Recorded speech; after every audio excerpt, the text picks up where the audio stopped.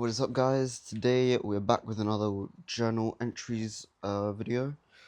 So I would usually have my coffee and my water, but I was waiting for my mics to charge because I didn't realize they weren't charged before I started recording. So I just quickly put them to charge, and now they're charging, or they're charged a little bit. So now I can film for you. But this video isn't going to be like something profound or like a little nugget of value that I wrote, but rather a realization of something that I had over these past few days. So this past week I've had a little bit of a private victory, a little bit of a win in my personal life, and I wanted to celebrate it.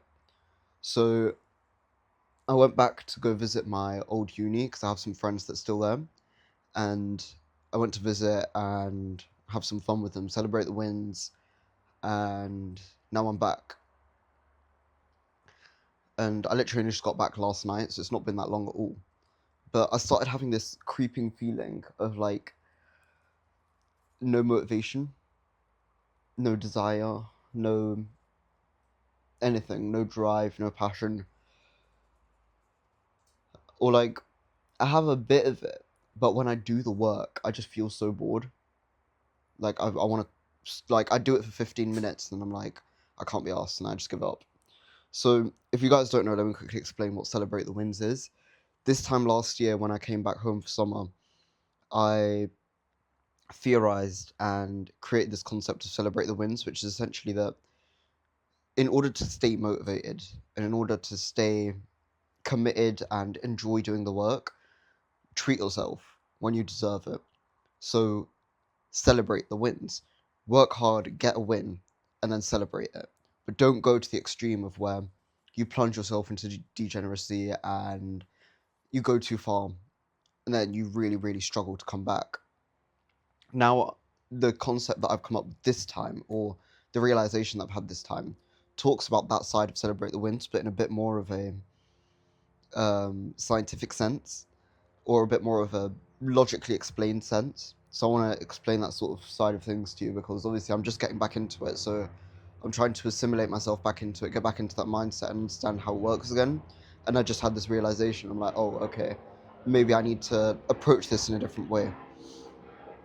So essentially what happened was, let me read what I wrote here and then I'll explain it to you in better terms. So overall, good day, but I fear something that may come with celebrating the wins. When you do all of the hard work, your dopamine baseline is lower. Your brain has been rewired to enjoy the hard work. But then you go and celebrate the wins. For a bit. However, you're also delving into instant gratification. Therefore, your dopamine receptors got fried again. So even though you may look forward to doing the hard work, when you're actually doing it, you wouldn't enjoy it because your dopamine receptors are so fried. Action. Get back into the work's flow state as soon as possible. Don't celebrate the wins so hard that it's impossible to come back. Be wary of your dopamine levels during celebrate the wins, and do high yield work when you come back. So essentially what I want to say here, or what I'm trying to explain here, is that when you do hard work, you're delaying the gratification. You're doing the hard work over and over and over until eventually you see some sort of return on the result. But the problem with that is sometimes it's so long until you see any form of result. It takes forever for a result to actually come. So then you get so demotivated and demoralized, and you're like, what is like the point of doing this? You start questioning, you start doubting, blah blah blah. And that's where I made the video self improvement is slowly killing me. Or self improvement is making me depressed. I can't remember what I called it. But then if you celebrate the wins, so small wins that add up, and you're like, okay, I'm going to take a little time out, I'm going to enjoy what I've done because I've earned the time to enjoy this, but not so much that it's going to like, I'm going to completely delve into hedonism and degeneracy, but I'm taking my time out to enjoy that. If you don't do it right, what you're doing is you're then delving into instant gratification when you celebrate your wins, and you're refrying your dopamine receptors after having spent so long doing the hard work, training your dopamine receptors to love doing the hard work, Now all of a sudden, they don't like doing the hard work. So even though in your mind you might be thinking, oh, I can't wait to get back into routine, like while you're celebrating the wins. I can't wait to get back into routine. I can't wait to celebrate. I can't wait to do the hard work again. I can't wait to be editing. I can't wait to be doing this. I can't wait to be doing that. You then go ahead and do it, and your brain's just like so bored of it. It's almost like this ADHD sort of symptom where you're like, I'm so bored. I want to go do something else now. And then you're sitting there thinking, but wait, why? Why is this happening? And the reason is because you've delved into instant gratification while you were celebrating the wins. Now, the productive way of doing this is you can celebrate the wins without frying your dopamine receptors. You just have to manage that line and be careful with it. So, for an example of this, last week, Monday, I also celebrated the wins because my friend came over. So, the same friend that I went to go visit at uni, he came over, and literally all we did was go outside, go for walks, go for a bike ride. We played badminton, we played cricket, we played football, we played catch, and we just went outside and enjoyed the greenery and go for walks and stuff. Whereas this time, when I was at uni, when I went to go see him, I spent more time just like eating dopamine foods that like gave my taste buds so much pleasure.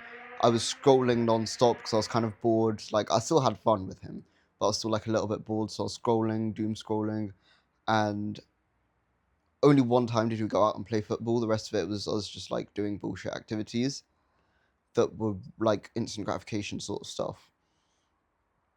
There were some like wholesome introspective moments where I was journaling and it was nice and we had some nice conversations, but it wasn't as much as it was here.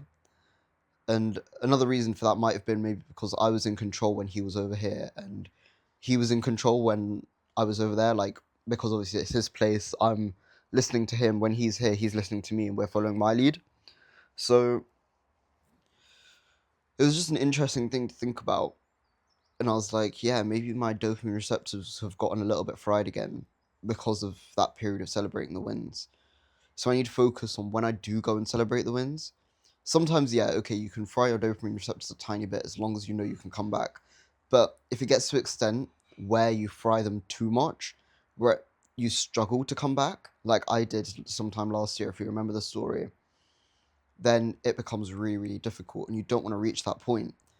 So why can't you celebrate the wins without frying your dopamine receptors? Go hit the gym with a good friend and make it a really good sesh. You don't need to be doom scrolling. You don't need to go out partying. You don't need to go out clubbing. You don't need to drink. You don't need to do anything like that. Just do something fun and enjoyable and social that is fun without all of the instant gratification.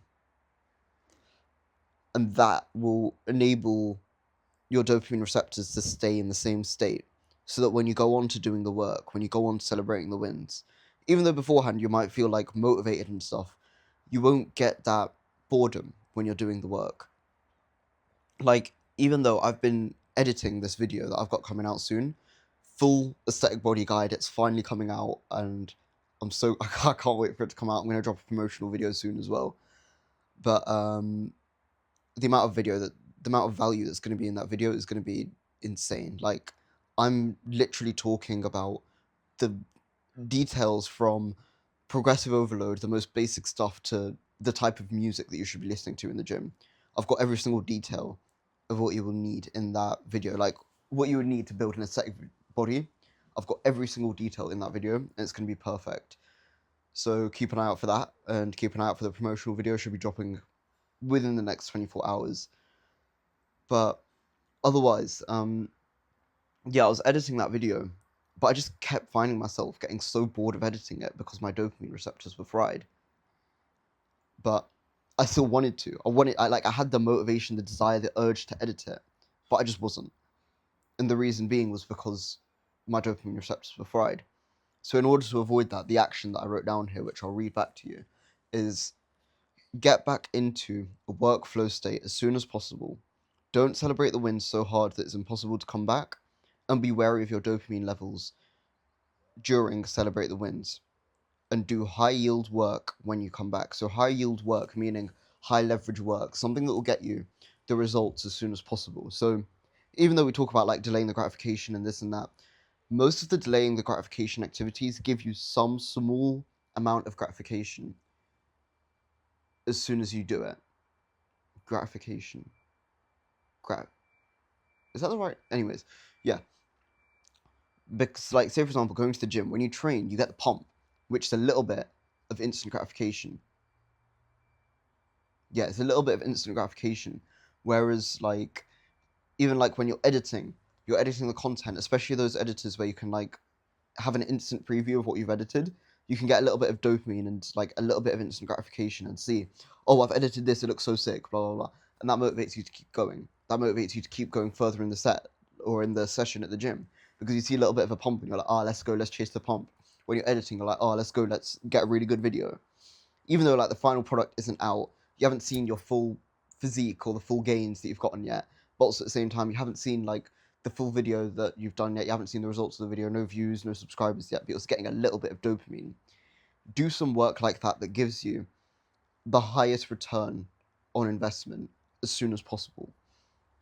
So even if it is like editing or going to the gym, do something that'll make you feel so good afterwards that you're like, it automatically resets your dopamine levels and you're like, or your dopamine receptors, and you're instantly like, okay, yeah, this feels good. I can't wait to continue doing this for the next week, for the next month. But I'm going to take this and run with it, see how it goes, because next week I'm going back to uni, because my friend's graduation, and that'll be another period for me to celebrate the wins. I feel like having scheduled sessions to celebrate the wins also keeps you consistent, because you have something to consistently look forward to. So we'll see how it goes. I might record a vlog next week, actually, so stay tuned for that. But yeah, that was the thought.